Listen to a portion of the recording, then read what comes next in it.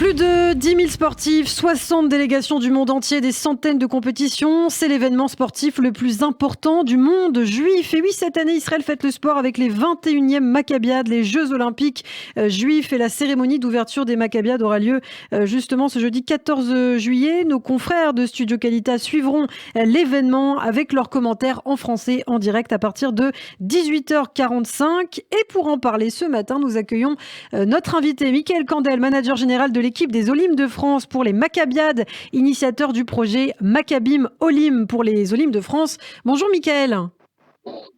Bonjour à tous. Et merci beaucoup d'être avec nous ce matin. Alors avant de parler de la création des Olympes de France, je voulais quand même qu'on rappelle brièvement d'abord peut-être les origines des Maccabiades qui sont nées au début du XXe siècle.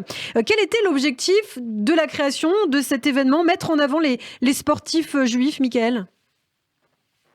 Alors, c'est très simple. En fait, les Maccabiades, c'est l'ancêtre de Taglit. Le projet de Taglit est très connu en France. C'est un projet qui amène des jeunes en Israël. C'est pour leur faire connaître le pays.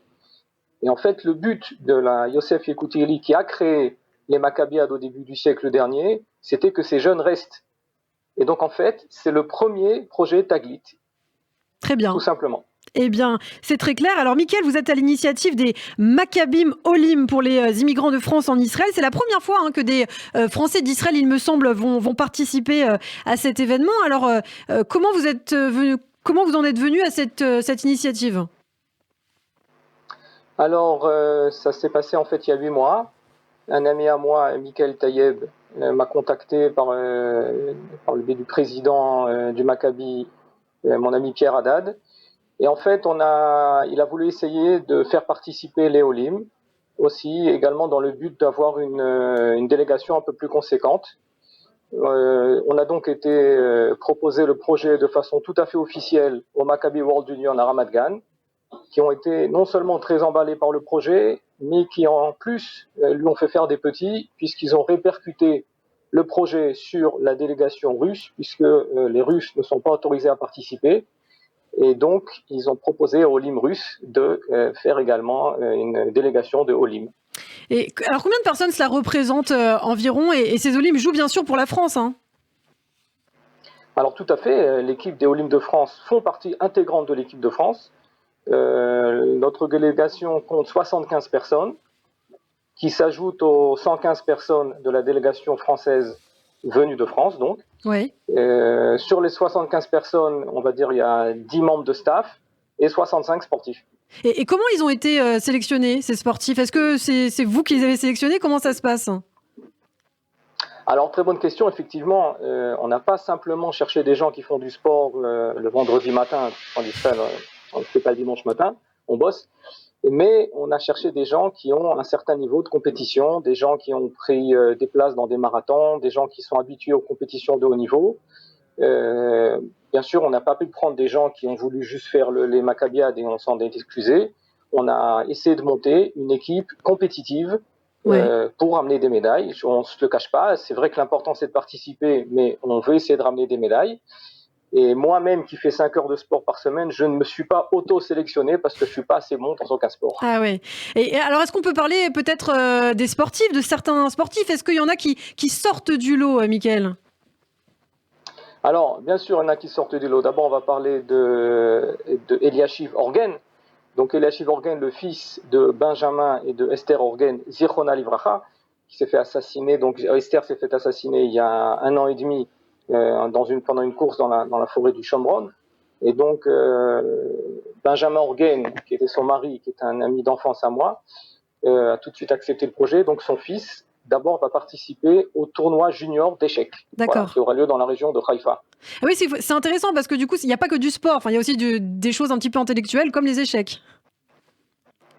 Exactement. Alors, les Maccabiades regroupent effectivement des sports, ou on va dire des jeux qui ne sont pas forcément aux Jeux Olympiques. Il y a aussi une compétition de bridge, en principe, qui n'a pas lieu cette année parce qu'il n'y a pas eu assez de gens qui se sont inscrits, mais il peut y avoir du bridge. Et il peut y avoir aussi du bowling, par exemple, qui n'est pas un sport olympique. Donc il y a effectivement des sports qui ne sont pas sports olympiques, mais qui sont, oui, représentés à la Maccabiade. Alors, vous parliez d'Esther Orgen, vous parliez du fils d'Esther Orgen qui va donc participer à ces Maccabiades, tournoi d'échecs, donc un événement aussi lié à sa mémoire, puisque la délégation portera le nom d'Esther. On sait que Esther était très sportive, notamment, donc vous l'avez dit, elle a été tuée alors qu'elle faisait un jogging dans une forêt israélienne. C'était important de lui rendre hommage. Tout à fait.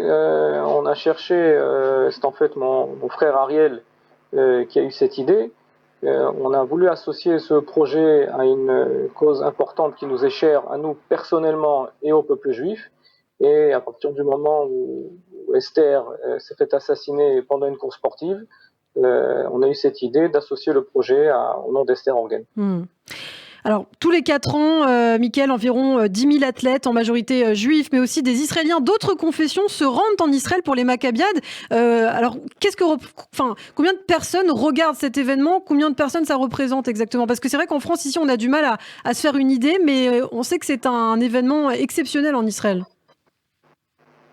Alors exact, hein, l'événement il est d'abord retransmis à la télévision israélienne sur ce qu'on appelle la route Keshet, chaîne numéro 12, en direct ce soir, la cérémonie d'ouverture, et après les Israéliens peuvent suivre les épreuves des Maccabiades qui sont retransmises sur le site de la Maccabiade, sont retransmis en direct. Il y a des caméras qui sont positionnées dans plusieurs stades, dans plusieurs événements, et tous les Juifs de France peuvent suivre la délégation française, celle venue de France et celle des Olim, par le biais des retransmissions sur le site de la Maccabiade. Oui, et on peut vous suivre aussi en direct de Kalita, les studios Kalita qui vont retransmettre ce soir, hein, c'est ça, hein?